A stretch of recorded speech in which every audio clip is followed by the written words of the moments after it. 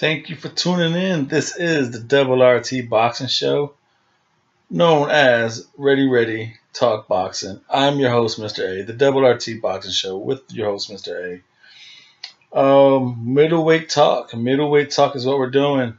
And if you love Triple G, hey, he's fighting on the 5th. And like I said, there's previous middleweight talks videos I've done. I did the WBA.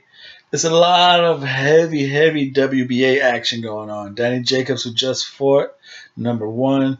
And on the 4th, you got numbers 5, 6, and 7 fighting. So you got the champion fighting on the 5th. Like I said, if you're a Triple G fan and you want to know who he's going to be fighting in the WBA in the future, this is just show to come watch. I do my best to cover the move-ins in the rankings the best I can through all divisions. You know, I'm a man doing solo with another job, and I don't get paid for this show. So I'm doing the best I can because I love boxing. And I love to know that there's people out there like yourself who say, damn, Mr. A, I love boxing too. Thanks. Thanks a lot. So let's get into it. Oh, and after this, there will be a couple more. I'm going to do a majority of my video. I'm going to keep going on. If you just tuned into the show for the first time, you see there's a lot. I break down and cover a lot of videos, but next couple of videos are going to be about middleweights. I'm covering all the active middleweight fights up until like June. So just to give you a nice little breakdown of what's to come for the middleweight division, it's about another like 4 or 5 more fights for the middleweights. So that's what I'm going to be trying to do from here on out on the show. I'm going to try and cover about 2 months of fights at a time for a division. So I got welterweights coming. I try to do the cruiserweights, but timing between picking up hours at work and threw me all off on the cruiserweights. So I try and see if I still could do that cruiserweight if I already missed the timelines on that one. But back to the middleweight talk. The 4th, later on today, it's almost about to be 1 o'clock on this video. I made a video for the 4th, 5th, and 6th ranked fighters in the WBA. Of course, those fighters are ranked other places, but WBA is 4th, 5th, and 6th. You got Danny Jacobs, who just fought, is #1. And the 5th, you got the champion himself, Triple G. So he's fighting Martirosyan.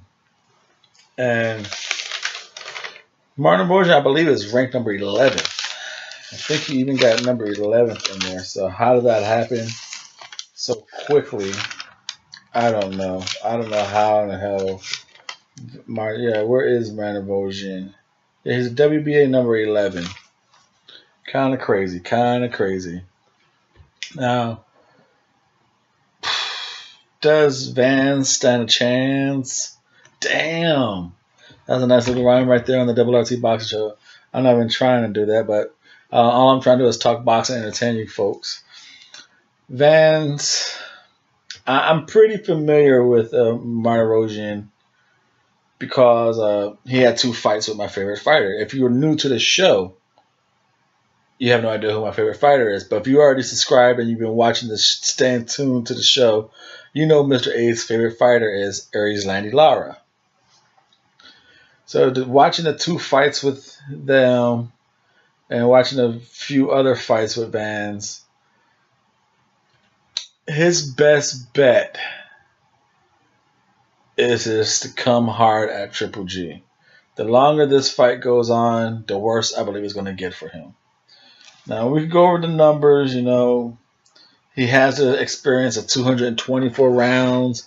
Triple G only has 184, but these are professional rounds, not the whole amateur and all that good stuff. Triple G is 37-0-1. Van is 36-3-1. He lost a top-notch competition. He lost 1, actually a draw with Lara. Excuse me. So he's 36-3-1. He lost to Lara, Charlo, and I can't remember his other loss. Was it Trout? I'm not too sure. Oh, it's Canelo. Canelo, I believe it was. I think. I'm not too sure. But anyway, he's 5'11", so he got a inch on Triple G, but the same reach at 70. Triple G is just overall better than this guy. Better body work game, better jab, better. Even though Triple G gets hit, I would say he even has better defensive head movement. You know, people give Triple G a lot of shit and he ain't got a head movement.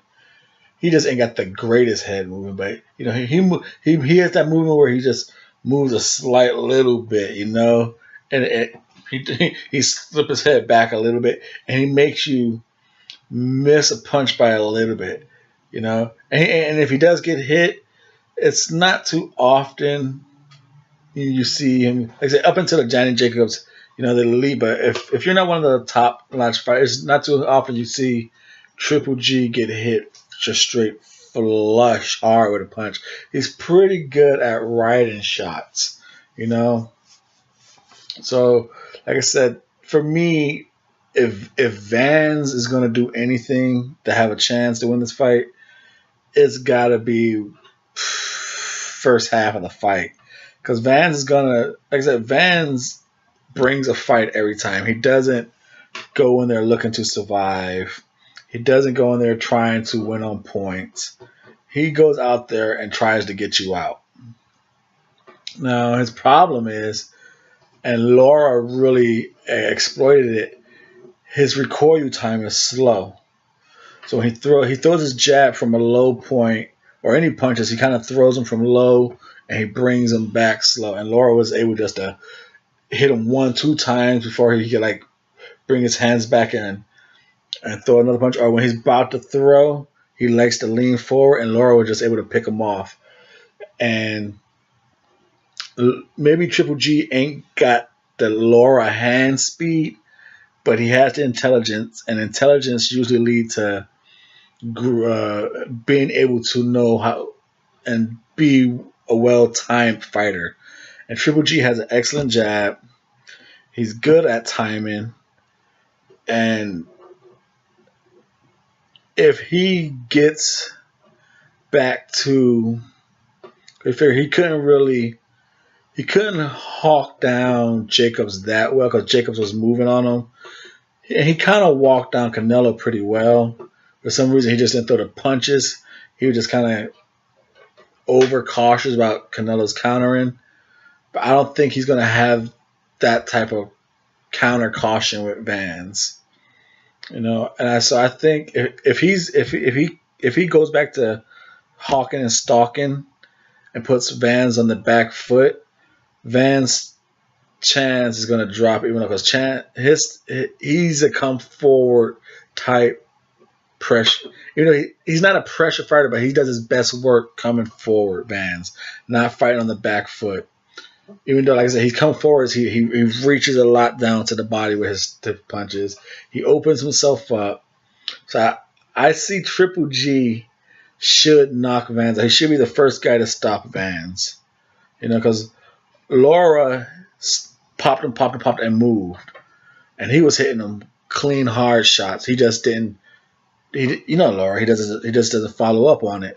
Triple G is going to pop him hard and follow up on him. So I think he's going to knock Vans out. You know, when he's going to do it, I don't know. But it should be like in 3, maybe 4 rounds. Unless he does a Mayweather and Cotto. And my Mayweather carried the shit out of Cotto. You know. So I think unless Triple G carries Vans, he should get him out there within 4 rounds. The Double RT Boxing Show. I'm your host, Mr.A. New viewers, I hope you become new subscribers. Those of you who already subscribed, thank you for tuning in. See you on the next one. Bye.